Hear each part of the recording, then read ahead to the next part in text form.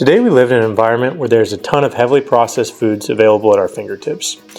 A time when people don't have to move much, we live in a toxic environment, and people are chronically stressed. Yet here we are in this current time with all these conveniences to make our lives easier, they actually make it harder to be healthy.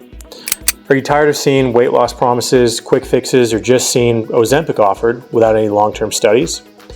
Over the course of this video, I would like to tell you how to cut weight, shed fat, and do so in a way where you can maintain weight loss and keep muscle over the course of your life. There are certain tactics and habits that people who are successful in keeping weight off have. Only 20% see successful long-term weight loss, so my goal is to help increase your odds and help you maintain and achieve your desired physique. Stick around to the end to see how the research shows how you can lose fat and keep muscle. Believe it or not, you don't have to have unseasoned chicken and kale with spinach for every single meal. There's a more gradual way to cut back on things and enjoy some flavor along the way. We will cover a gradual cut instead of trying to focus on cutting too much too quickly. Now, weight loss is probably the most universally sought after goal in health and fitness. I have heard countless friends, family, and clients perpetually tell me they're trying to drop a couple of pounds or they have a few more pounds to go. In my opinion, they may not have the best habits in place, be too focused on the scale, and need to focus more on overall body composition. On top of this, they always mention being on a diet, a temporary thing they think will change their life forever. There are probably countless diets that come to mind. So does weight loss come down to one single best diet? Is being a vegetarian the right answer? Or do you need to go full carnivore? It turns out that regardless of the diet or way of eating you choose, it all comes down to cutting or being in a calorie deficit to lose some unwanted fat. There's not a magic diet, but instead, whatever you can adhere to as a lifestyle and what you can maintain will be the best option. Cutting is a plan to lose weight in which you're cutting back on calories. A lot of times you hear it paired with the term bulking. Bulking, like it sounds, would be the opposite. When you're looking to gain weight, maybe add some muscle and be in a calorie surplus, not a deficit like cutting. The bulk phase is when people look to gain muscle and probably put on some fat. Well, a cut is when you're looking to shed excess fat and try to preserve muscle. Ideally, when losing weight, you want to tap into your fat stores as a resource and not take away muscle. More on this later. Please give us a thumbs up and subscribe. Share with your workout-loving friends. As always, thank you for watching. Our goal is to bring practical advice to everyday people. A big question to start with is, do you actually want to cut? I've learned that people think that losing weight is the issue or feeling too fat is the problem. They think that simply losing weight will make them more toned and happier in other areas of life. In my own experience, losing weight will not cure depression or make other areas of life better on its own. However, if dedication, reaching a goal, and discipline are learned, they can be carried over into other areas.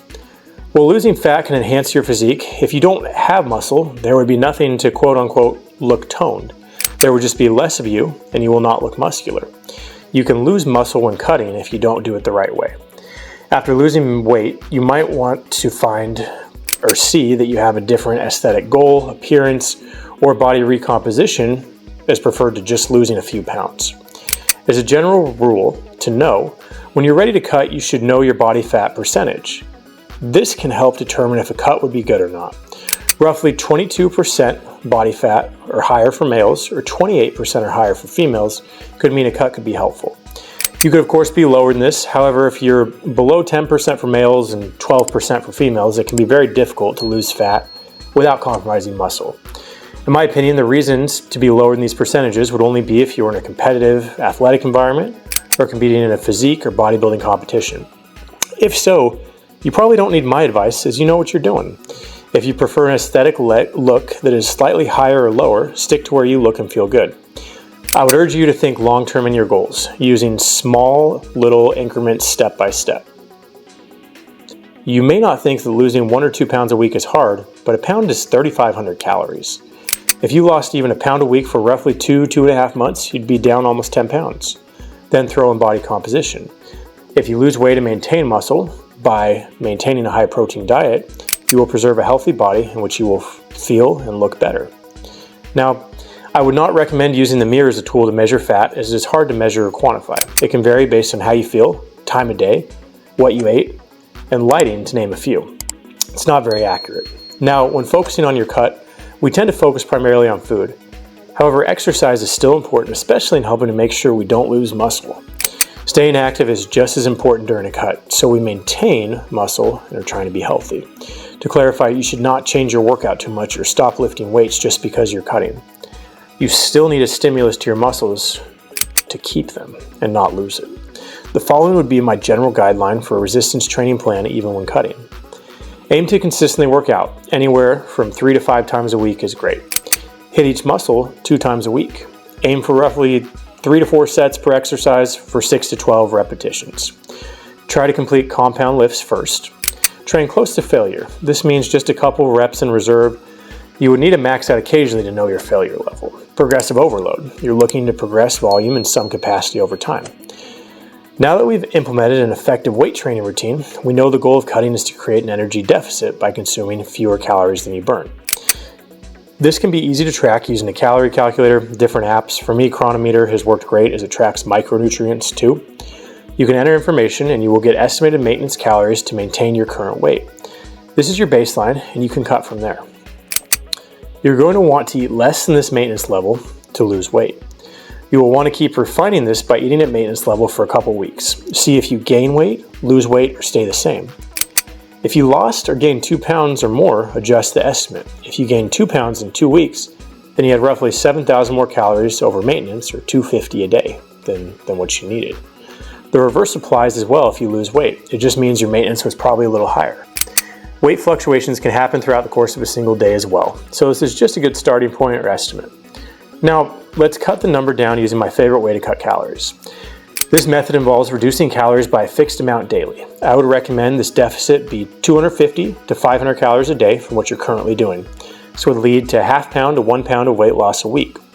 This slow method of cutting back calories will lead to feeling less crummy and lethargic, as well as avoiding muscle loss by not trying to do too much too quickly. This creates a moderate calorie reduction that can be maintained. This can be healthy and doable for most people in my experience. You will struggle less with hunger and still lose weight if you stick with it. Here are some tips to help with being consistent. Make sure to recalculate maintenance on a regular basis. As you lose weight, your maintenance amount will change. Make sure to recalculate every couple months or so. Always prioritize your protein. It should be a requirement. It is important to manage hunger and maintain muscle. Get roughly 1 gram per pound of body weight per day if you're active. A little more or less is fine, but stay close to it. Add cardio as you can. It's always easier to drop weight in a cut if you're burning more as well as being in a calorie deficit. If you burn 250 calories and eat 250 less, you're well on your way. I would also recommend trying different types of diets. See what you can adhere to. Whichever one you can adhere to is the best diet for you. It takes trial and error until you see what works. You could love keto, hate fasting, or love both. Just avoid extreme diets that you see online that someone randomly posts. These tend to not work out. In my opinion, the most important part is being able to keep the weight off long term. One meta-analysis looking at 29 studies of long-term weight loss found that more than half of weight was regained in 2 years by most people. Over 5 years, 80% was regained. Basically, only a fifth of people had successful long-term weight loss. The results are not encouraging. However, they did find some strategies that worked in those who maintained over 10% body weight loss for at least a year. Looking at a group of 4,000 people. This is what they found. Limit calorie-dense processed foods. Limit sugary drinks. Portion control. Consistent eating patterns. Increased fruits and vegetables. Being physically active at least 1 hour a day. While these may seem obvious, these consistent, boring, basic behaviors are what led to results that elude so many that fail to realize their importance. It appears that self-monitoring eating behaviors and exercise seem to be most effective in keeping people on track. Those who have a high self-efficacy or confidence in their ability to execute behaviors, especially in regards to exercise, see an ability to keep weight off. Confidence and mental health, keeping yourself positive and consistent can yield bigger results. If you have the bigger goal in sight, one bad day or even a week won't get you too far off track. In fact, one study tracked 6,000 people to look at different behaviors such as motivations, struggles, and successes. This tracked people who had lost over 20 pounds and kept it off over a year. They found that this group still had setbacks, however they were consistent in monitoring their food intake and behaviors and emotions with food. This was the key. They were not perfect, they overate and had bad days, but if they tracked things and stayed the course, overall they still maintained fat loss and improved health. Their improved health, appearance, and weight loss help to keep them centered. Well, this is a wrap for cutting. This is, of course, a foundational lesson covering basics. To lose a pound or so a week, aim for roughly 500 calories, less than what you're currently doing at your maintenance level. Please like, share, and subscribe for more fitness tips to help reach your goals. There will always be setbacks, but the research shows consistency and having basics in place and habits make the difference. These basics, when done over time and through eating good food, managing calories, moving an hour a day, and not getting thrown off with little setbacks, lays a good foundation for weight loss. There are, of course, other things that come into play, such as macros, protein sources, cheat meals. For more advice, listen to our other videos. As always, we're trying to bring practical fitness advice to everyday people.